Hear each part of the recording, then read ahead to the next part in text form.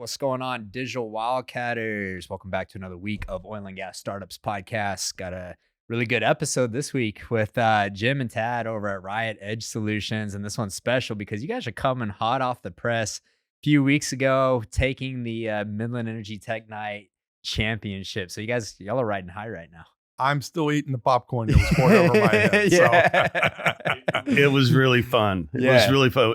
It amazed us how much energy was in that room. Yeah, that's Energy Tech Nights are just a really special event. Yeah. Just the people that are in the room, and it's high energy, and you guys were the fan favorite and won, and so that's a big accomplishment to go into Midland and take home the hardware. So congrats That's to you guys. especially against artificial intelligence guys. Yeah. And all we're doing is selling tank level monitors. Yeah. The AI guys are the hot and sexy thing, right? And so you guys did the thing, and tell us real quick, 40,000 foot view. What is Riot? Riot is a company for the industrial IoT business. You know of IoT. Yeah. Well, this is the industrial version. And the industrial version means you have to go out in the middle of an oil field and still work. Your laptop does not work in the middle of an oil field because it'll bake in the sun or it'll freeze to death. One of the two, we have to work at minus 40, we have to work at minus 50, and probably truthfully plus 70. Yeah. So working in that, laying in the sun for 3 years, it still has to be working. Yeah. And that's how you differentiate IoT from industrial IoT. Yeah. So, Yeah. And this is one of the things the artificial intelligence guys learned. They take all this data and analyze it. Well, in the oil field, there isn't a lot of data because there's no network connections in an oil field. Yeah. So we made a device that screws in the top of a tank and broadcasts the signal 10 miles. Oh, awesome. So Okay. you can get data from the pad to headquarters where they got the shiny glass windows and the 52 displays, and it's 68 degrees. Yeah. Or it's nice and that's comfy, right. huh? And then Yeah. they'll tell you, what you should be doing next, and Yeah. you're shaking your head like, who taught you to write that algorithm? So edge computing, this is an interesting topic to me because, in oil and gas, not even that long ago, it was like 2018, everything had to be on-prem. It was all on-prem servers, and oil and gas companies didn't want to do anything with the cloud. And then they started going to the cloud, but then you're starting to see things start migrating, to edge computing. And, engineers are, I got a call from a friend at an EMP out in West Texas the other day. He's like, hey, do you know what's the latest and greatest edge computing solutions out there? We've got this command center for our water operations, and we're trying to do just more analytics and surveillance on site. So this is it seems like it's a pretty fast moving part of the industry, and it's pretty exciting too, just with the different capabilities that we'll have. Yeah, that way back then there was not much internet. There was not much network connectivity.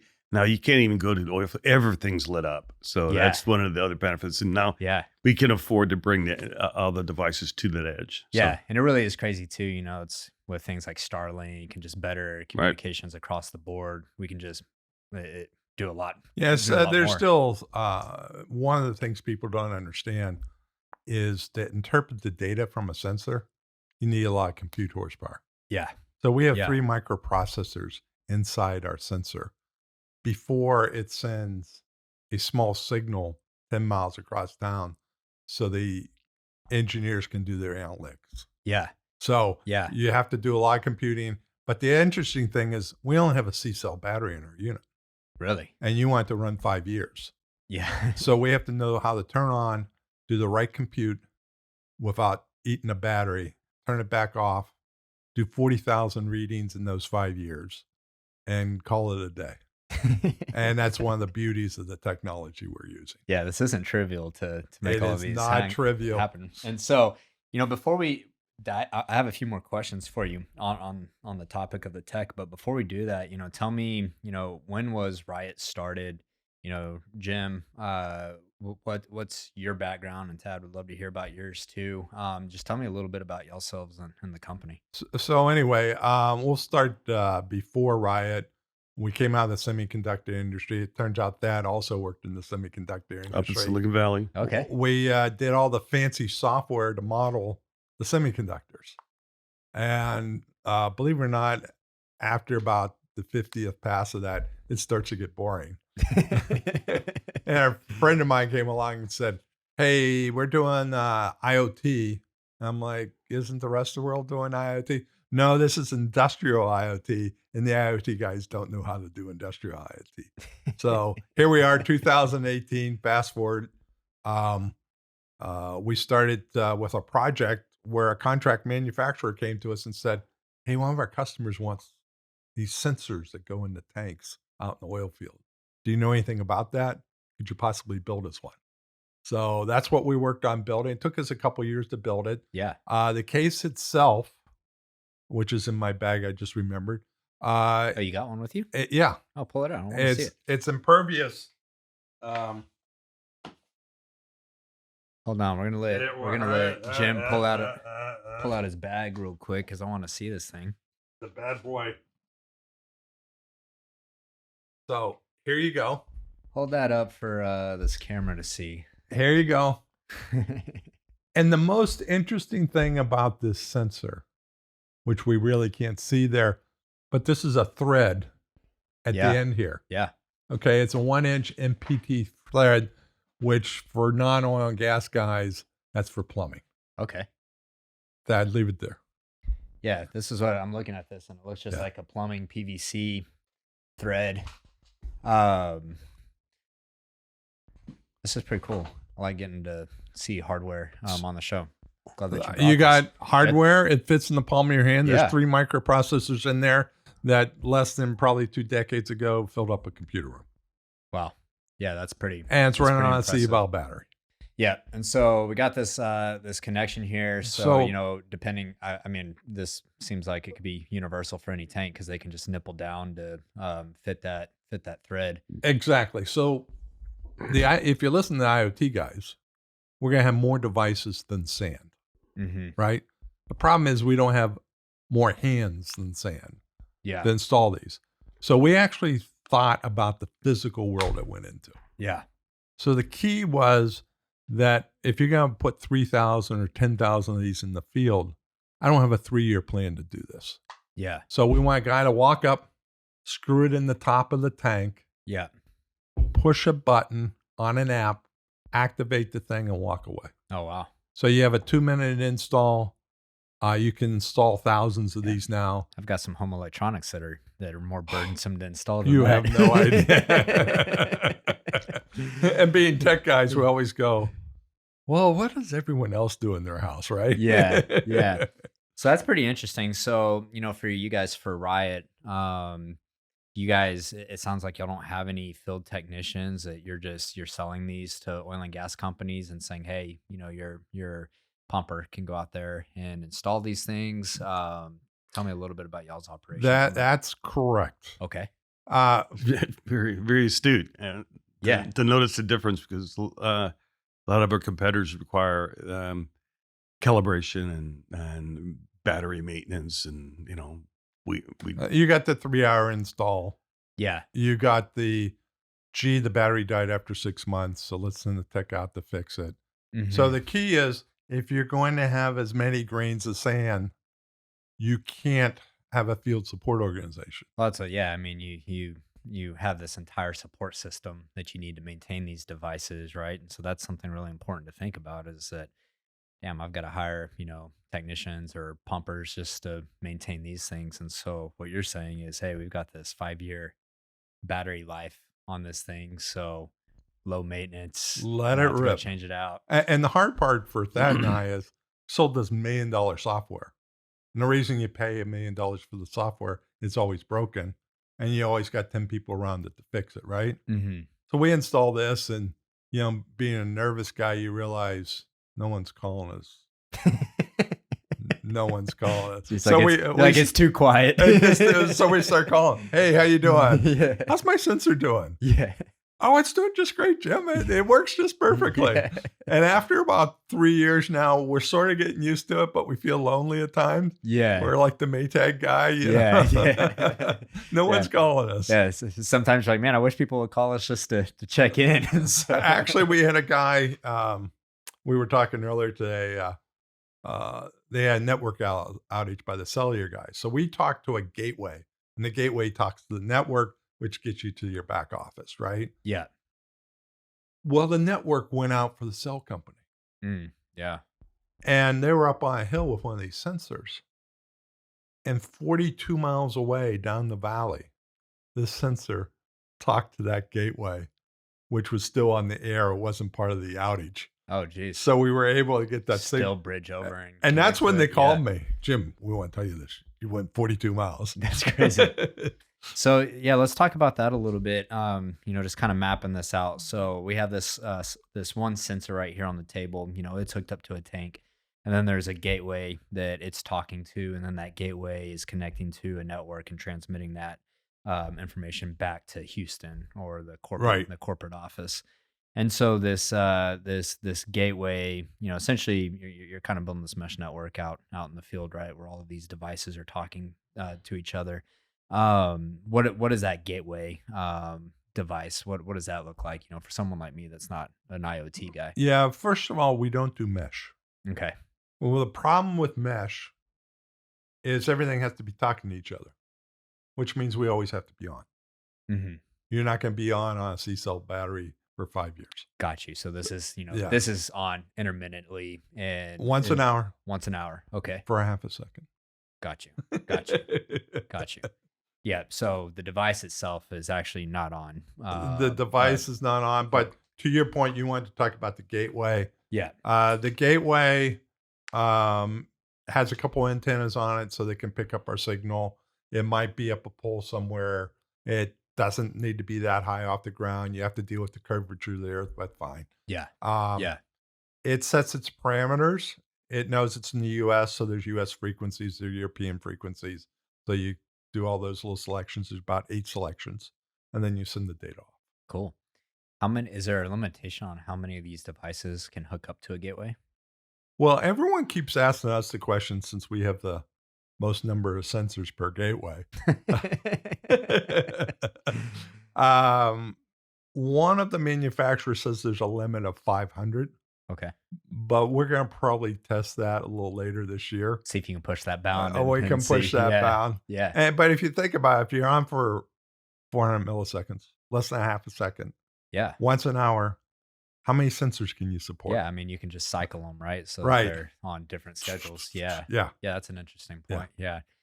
Yeah, I And mean, it seems like that would give you plenty of top range to hook up as many as you need in one well, field. it's interesting. There's this organization called LoRaWAN.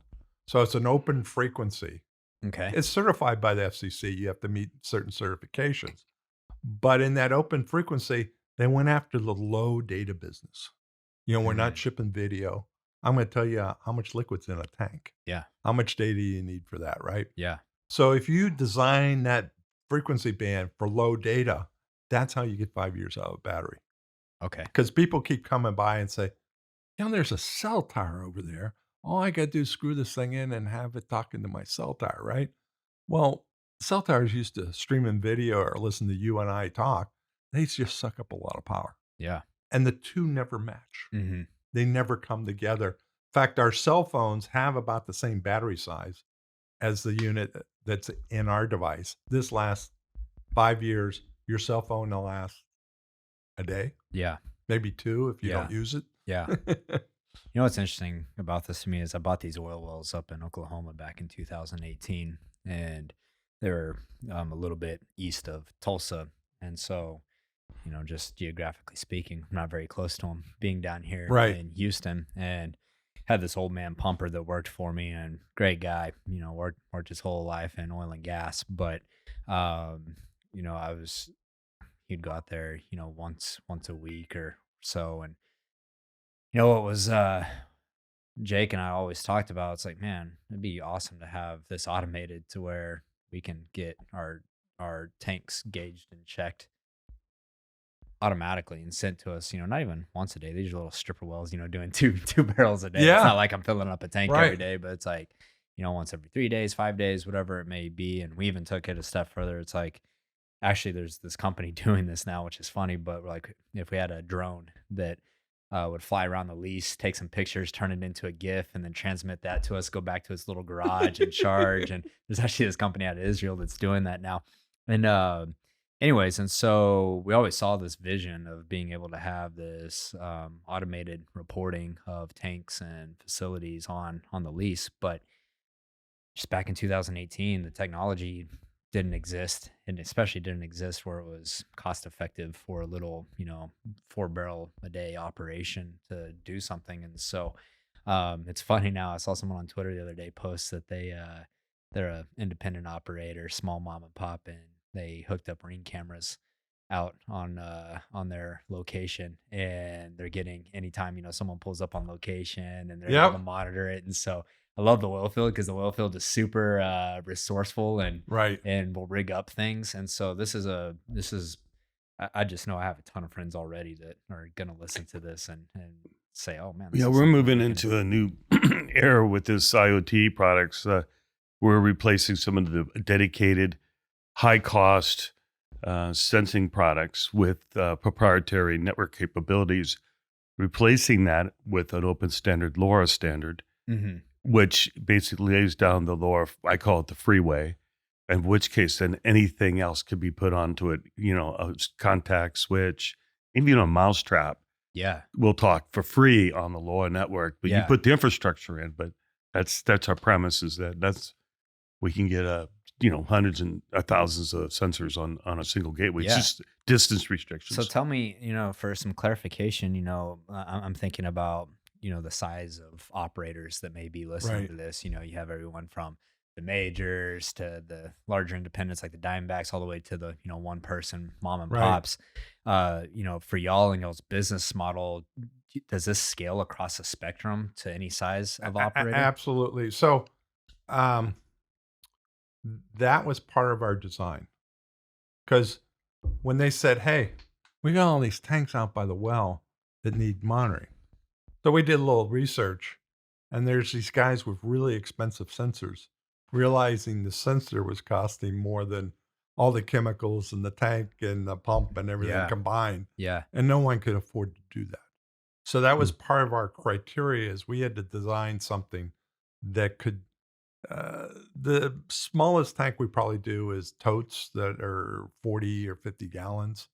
Wow, that's way smaller than I Yeah. was anticipating. Yeah. Yeah. And, I was thinking smallest is going to be, a tank battery on a location, a 100 barrel tank. And so you guys are actually going down to like chemical totes. these are chemical totes. Typically on the pad, it's a 4-foot high poly tank with 100 gallons in it, Okay. chemicals. Yeah. And they spend millions of dollars on chemicals, Yeah. and they have no idea what's going on out there. Yeah. So they don't even, we first built this to do like the truck runs, Mm-hmm. because the worst thing you could do is have one of these uh, expensive chemicals out there and you don't leave it all on site because all the tanks weren't empty. Mm-hmm. Well, you can't exactly take that back home again. Yeah. So you have to find somewhere to put it. So that's a big problem. Yeah. So they approached us about all the transportation stuff, Yeah. but there's more important stuff now about my chemistry in my well and how I improve my productivity. Yeah. Yeah. And just recently, there was a new feature, is produce water. Mm-hmm. For example, in the San Joaquin Valley, that produced water is fresh water, not the stuff you have down here. Nice. And that fresh water, we had a drought 2 years ago. Mm-hmm. The farmers were in trouble. So they were able to put this water back in the ground through the percolating tables. And the farmers loved the oil guys for putting clean water back in the ground. That's pretty fascinating. I haven't That's- heard about that. I need to go research into that Yeah. because that's an awesome story to tell. It is. Wow, that's cool. Yeah, Yeah, Chevron often says they're a water company. yeah. Oh, and we produce oil. Well, yeah, it's funny. Those wells that I owned, one of them did 200 barrels of water a day and 2 barrels of oil. I was like, this is a Well, water that's well what it is. that That's what produces it some is. oil. Yeah. And so, man, yeah, that's a fascinating story. If y'all are able to put me in contact with anyone that was involved with that, would love to talk to them. Okay. But yeah, so is that where you're attacking the market, is in the chemical totes? Is that the Our wedge for y'all? focus was the abandoned market, right? If you're a big sensor company, in fact, one of the big sensor companies show up with the $750,000 RV with all their sensors glitzy Yeah, in it. yeah. It's like, yeah, Jim shows up carrying this in his backpack. That's right, exactly. I love it. Yeah. So, for y'all, you said that there's an app that goes along with it where activates the sensor. Tell me a little bit about this app. Are companies using it to just activate the sensors, or is there an integration to where they need to be able to hook up these devices to feed whatever, systems that they're using internally? Tell me a little bit about the software component of it. So the app is straightforward. It's part of the activation. It's also part of the diagnostics. I mean, let's face it, when you're putting thousands in the field, you got to do some diagnostics. And 90% of the time, that diagnostics is trying to figure out what's wrong with the rest of the network. But if you can't start at the sensor, you can't get this done. So that's what we're doing. We can do diagnostics. We can tell the temperature, what the temperature's in the tank. We can tell the tilt. We've recently been approached for the tank farms.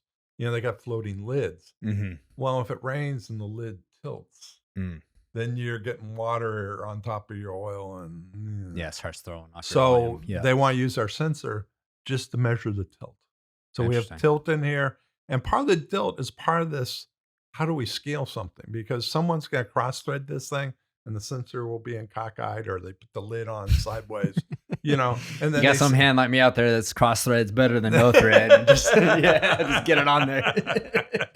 Where's my hammer? Yeah, exactly. Exactly. That's it's funny talking about industrial IoT, just because we laugh about it, but it's like, you get some roughneck like me out there, and it's like, dude, they're just gonna break this shit trying to get it in, and so you have to make it just dummy proof to make it install. So I'll show your audience one other thing. See that? Yeah, that's a 30-degree angle. Okay. So customers will call me and say, your sensor stopped working. I said, what's the tilt? 30 degrees. Go in the guy's office and get the sensor off his desk. So small totes that they made train in and out, the guy might have put this on his truck, got halfway home and realized it's sitting in the back of his pickup truck. Yeah. And he put it on his desk and he forgot about it. Yeah, it's getting that 30 degree. Yeah. So that's one of my key features. Yeah. That's one of your diagnostic features that you built in. And you have to do that, right? Yeah, I love it. There's 50 ways from tomorrow of getting the wrong answer. Yeah. That's pretty funny and clever. Yeah, so, for you guys coming into the oil and gas industry from the semiconductor industry, what have been some of the biggest learnings from y'all? I'm just kind of curious to hear, from a personal, learning. Well, this industry. We remarked how far we've come in the last 2 years, and we knew calling into the majors like the Exxons and Shells, and now we know all of them, all the people now. And the funnest thing, I think, is the camaraderie we found with all the small vendors like DC3 and the pump guys. It's just been everybody's so nice to work with here in this industry. But learning the constructs of what a well does, how the water comes out, what the mixture ratios. Yeah. It's from electrical engineering to chemical/petroleum engineering.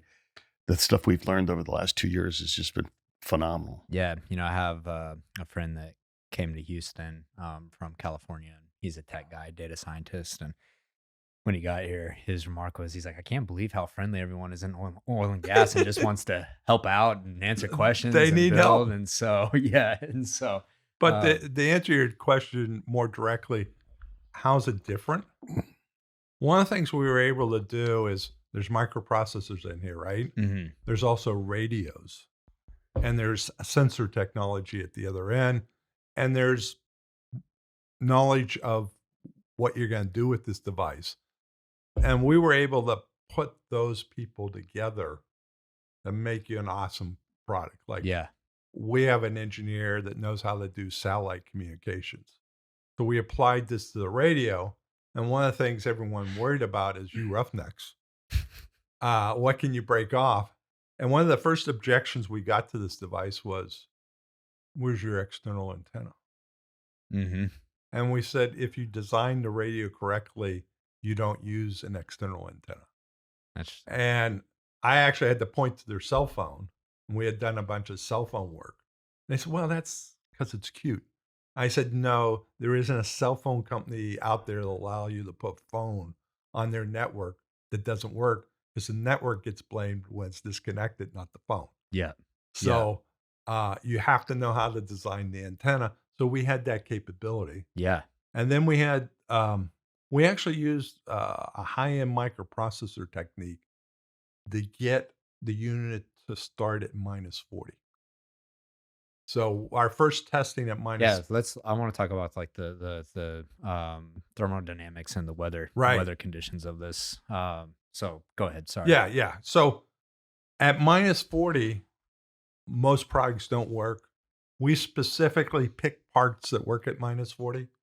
So we got out there and it didn't work at -40. And it's just -40 Fahrenheit. C. Okay. Oh, by the way, your high school chemistry class, -40 C and -40 F is the same thing. Oh, is it? I didn't know that. There you go. I learned something. There you go. Right. So that's the only So thing. my question was an ill-informed question. All right. Well, that's a fun question. We can remind each other what the answer was. Hey, I won't forget that. That's I right. always know that Jim taught me that. Until the next time. Yeah, that's right. Anyway, so the thing wouldn't start at -40. So we use some techniques that you use in high-performance microprocessors to get this thing to start. Okay. But no one would think about that if they didn't have the guys with these backgrounds. And we have the diverse backgrounds to build a device that does just this. Yeah. So that's -40. Any are there what are the limitations? You know, it sounds like, -40 on the cold end. How does the thing do in West Texas, out in the desert Just sun? wonderful. Actually, the semiconductor industry does have components that deal in high temperature. Mm-hmm. And you just got to make sure you make your device with high temperature Mm-hmm. devices. The biggest thing that fails at high temperature is the case. Oh, really? The case, that shattered plastic look, Yeah. or yeah. it just falls apart. Yeah. How one of the competitors down the street from one of our largest customers picked this was 3 years driving down the road. He kept seeing these sensors on top of these tanks, and they still look brand new. And he says, I got to find out who those guys are. Yeah. Aesthetics go a long way, right? Right, It just looks good. Exactly. The label's got to be on it. You can't let the sun and the rain take the decals, and it's the material will hold up to anything. Interesting. What's the reason for the labels needing to be on? Just for part replacement, or is there any requirement? So that's a very special. We have two versions of the sensor. That's a C1D1 sensor. Okay. So it's for hazardous areas, intrinsically safe. Yeah. And everything is screwed down literally in that device, the spec wise. If we spec a label that has round corners on it like it does, we can't put a square corner label on there.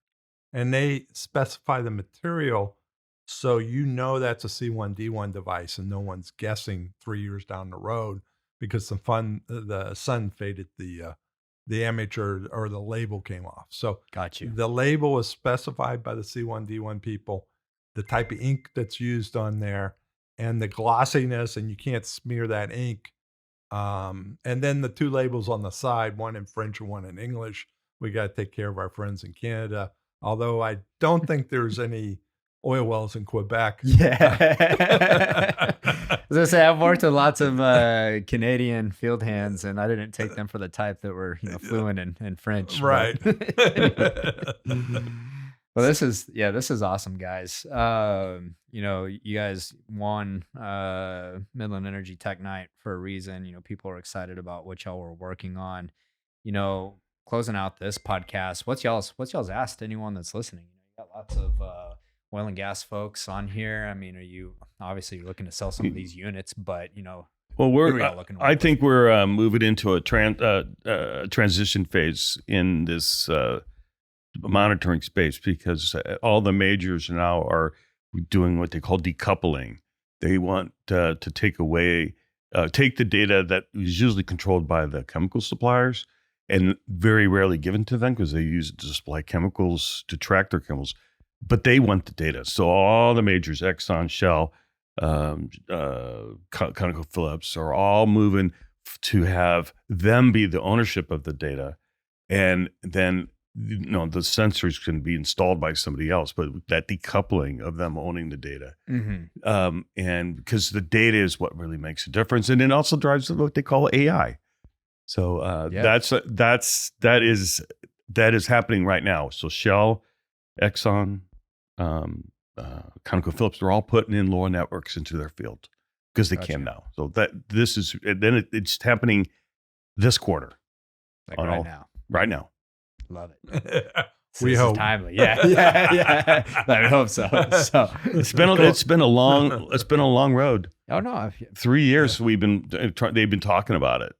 And it's all of them popped in just like this week. We were talking to all 3 of them. And they're like, yes, we're going to do it. Yeah. I mean, it's a good talking point. Everything is a long road when you're building technology and companies. Yep. And, sometimes those are internal factors. Sometimes they're external factors. You can only make the market and other companies go as fast as you want. And so got to have a little bit of perseverance to slog along with that. But, I've watched this industry, since 2010, I've been in it, but on the tech side, 2018 is when I really started paying attention.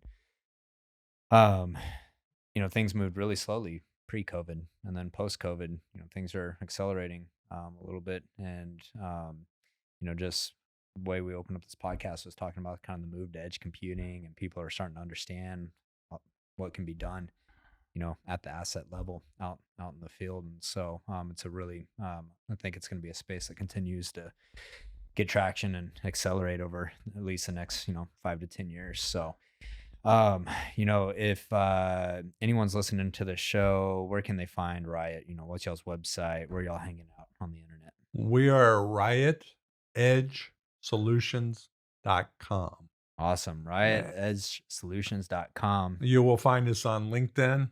Yeah. You will find Thad all over LinkedIn.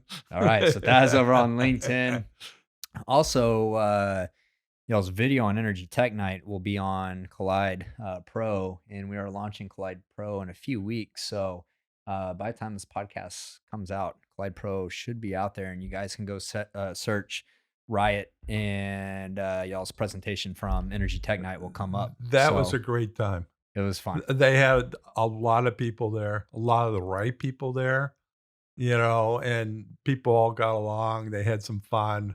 As I mentioned, I had to eat some popcorn at the end. I just figured it came off the top. I of my figure head. at minimum, as long as everyone had a good time, it's worth it. But the important thing is the right people were there. Yeah, they listened. Yeah, and Jim's just saying the right people are there because they voted for him to win. So I see how you work, man. When they send a couple PRs.